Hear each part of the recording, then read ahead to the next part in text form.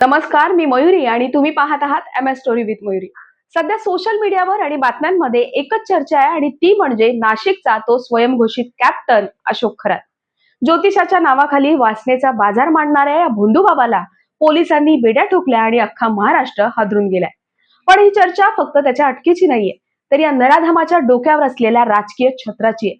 हा अशोक खरात नेमकं काय करायचा? स्वतःला ज्योतिष म्हणून घेणाऱ्या या माणसावर एका 35 वर्षीय महिलेने अत्यंत गंभीर आरोप केलेत. गुंगीचं औषध देऊन आणि पतीला जीवे मारण्याची धमकी देऊन त्यानं त्या महिलेचं शोषण केलंय. आणि पोलिसांना तपासात काय सापडलं माहितीये? या नराधमाच्या पेनड्राईव्ह मध्ये तब्बल 58 आक्षेपार्ह व्हिडिओ. 58 व्हिडिओ म्हणजे विचार करा, हा माणूस ज्योतिष होता की एखादा विकृत गुन्हेगार? हे कसले धंदे आहेत आणि याला गुरुमाऊली म्हणणाऱ्यांच्या बुद्धीची आता कीव येते. पण सर्वात संतापजनक काय असेल तर शिवसेना नेत्या सुषमा अंधारे यांनी समोर आणलेले पुरावे. राज्य महिला आयोगाच्या अध्यक्षा रुपाली चाकणकर या चक्क या बाबाच्या मागे छत्री धरून उभ्या असल्याचा फोटो सध्या सोशल मीडियावर जोरात व्हायरल होतोय.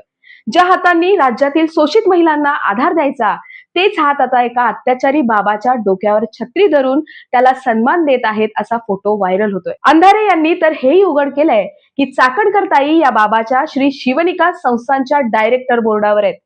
ताई, ज्याच्या पेनड्राईव्ह मध्ये 58 घाणेरडे व्हिडिओ सापडतात, तो तुमचा पितृतुल्य गुरु कसा असू शकतो? की सत्तेच्या खुर्चीसाठी तुमची विवेक बुद्धी तुम्ही घाण ठेवली होती. नुसत्या चाकणकर ताईच नाही तर या ज्योतिषाकडे अनेक मोठ्या नेत्यांची रांग असायची.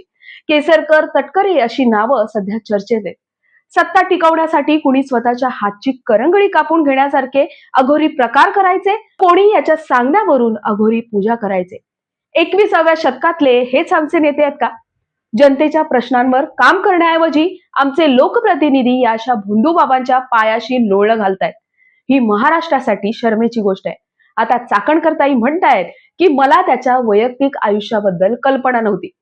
ताई, तुम्ही साध्या महिला नाही आहात, तुम्ही महिला आयोगाच्या अध्यक्ष आहात. तुमच्या संस्थेतल्या माणसाचं कॅरेक्टर तुम्हाला माहित नसावं? मग तुमची यंत्रणा काय फक्त सामान्य लोकांवर धाक ठेवण्यासाठी आहे का? सुषमा अंधारे यांनी थेट उपमुख्यमंत्री सुनेत्रा पवार यांच्याकडे मागणी केली आहे की अशा संशयास्पद संबंध असलेल्या व्यक्तीला महिला आयोगाच्या अध्यक्षपदावर ठेवणं कितपत योग्य आहे. पण या सगळ्यात माझा एक मुख्य प्रश्न आहे, असे बलात्कारी आणि विकृत लोकच या राजकारण्यांना का आवडतात? अशा लोकांची गरज राजकारणातच का लागते? सत्ता मिळवण्यासाठी किंवा खुर्ची टिकवण्यासाठी अशा भोंदूंच्या अंधश्रद्धेचा आधार घेणं ही नेत्यांची मजबुरी आहे की त्यांची मानसिकता? सामान्य माणसाला कायद्याचा धाक दाखवणारे हे नेते स्वतः मात्र अशा गुन्हेगारांच्या सावलीत का वावरतात? या प्रकरणाचा छडा लागलाच पाहिजे आणि अशा बाबांना पोचणाऱ्या प्रत्येक नेत्याचा खरा चेहरा जनतेसमोर आलाच पाहिजे. तुम्हाला काय वाटतं? सत्तेच्या हव्यासापोटी हे नेते अजून किती खाली पडणार? कमेंट्स मध्ये तुमचं मत नक्की सांगा आणि अशा सडेतोड बातम्यांसाठी आपल्या चॅनेलला सबस्क्राईब करा. पाहत रहा MS स्टोरी विथ मयुरी. धन्यवाद.